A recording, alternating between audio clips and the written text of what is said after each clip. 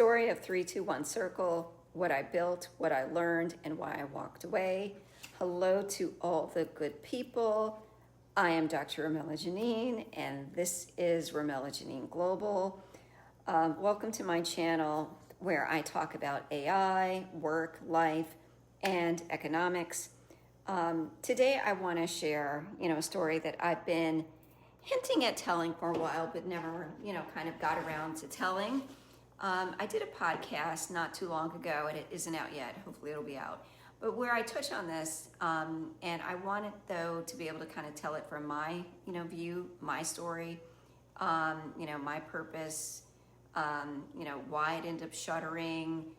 321Circle, it was not really a cautionary tale, but it's more of like a reflection about timing, capacity, and the evolution of my own values surrounding AI and the AI space.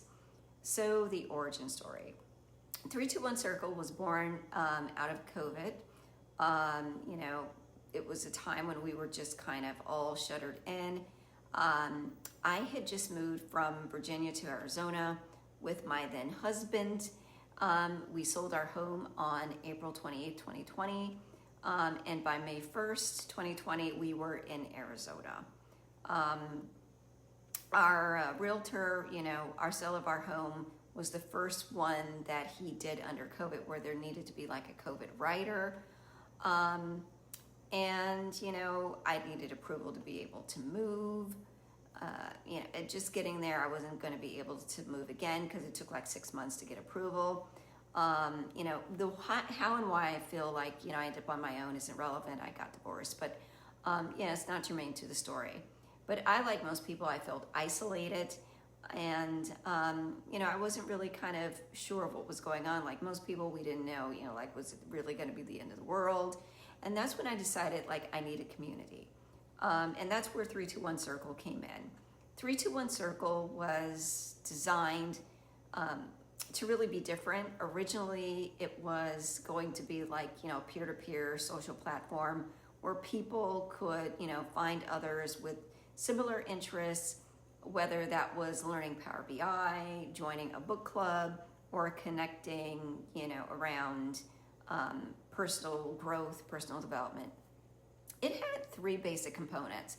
So there were forums for Q&A, sharing knowledge. There were groups for things from infinity, work related. That's where you could maybe get with a group of people and learn Power BI.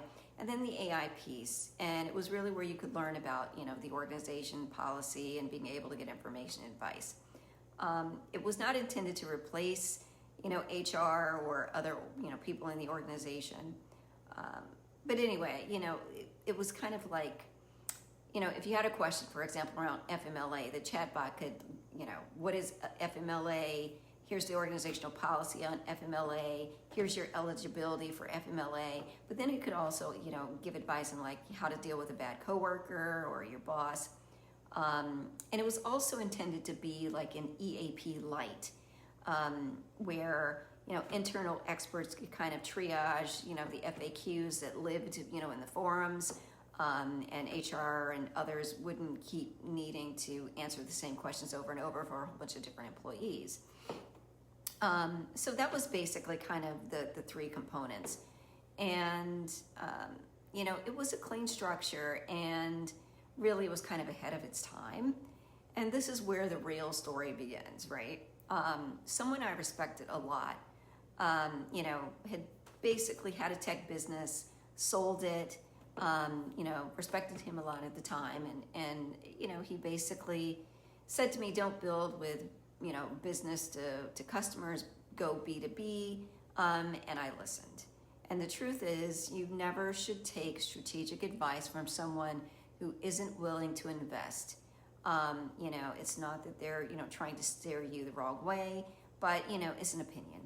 There's no money, it's an opinion. And that's where the trajectory of the platform really kind of changed. By October 2025, I just, had to be honest with myself. It was time to quit trying to push the boulder up the hill. Now, I really took too long in trying to keep it alive. I had a full-time job. I had no support. I didn't really, have the money to hire any help. I was dealing with a supervisor who was jealous, and I went to a conference for industrial organizational psychologists, and they did a topic. There was a paper or a session on supervisory jealousy, and it wasn't a thing until I saw that. Like, it had never kind of dawned in my mind. But anyway, I was drained, and it was just too much. And it was a great idea. Everybody who heard about it loved it. They really, were like, oh my God, you should do it. It's great. But no one wanted to be the client, right? So at some point it was like, okay, we have to stop. And after COVID, I realized, I felt differently, to be honest. It was 5 years too long. I was ahead of my time, and now people are starting to kind of catch up to where I was. But then I just started kind of paying attention to how people were interacting with the AI, psychologically, and I just started to feel differently. People were turning to it for emotional support. People were, listening to it and harming themselves, engaging inappropriately with it at work. Trying to do the inappropriate conversations at work. Where we used to be just kind of like searching for the porno. Now we can have like a chat with the chatbot, and it's just not something I wanted to be involved with. And then even more crazy things, where people could be looking up things like workplace violence and all of that, and I just didn't want to be in that space. So, being honest about how I had changed, it was a good idea. Someone else will build, their version of it, and that's fine with me. This isn't my first time of like being early on something. Back in 2001, I created something called March Magazine, online magazine, fully digital, and it was going to be funded, through ads. And, the tech bubble was in the process of bursting, and people just didn't get what I was talking about. But as we know now, of course, there's not a magazine online that isn't selling ads. Time as a teacher, and 321Circle taught me a couple of things. One, again, if someone gives you opinions or advice without money, it's an opinion. Be brutally honest with yourself about capacity. What can you really do? What do you have time for? Knowing that you'll probably have to do it by yourself. And the third thing is know when to walk away. Brilliant idea, but what you do has to be aligned with who you are. And it taught me my purpose. I learned a lot from it. I have learned the type of AI that I want to be involved with and the type of AI that I don't.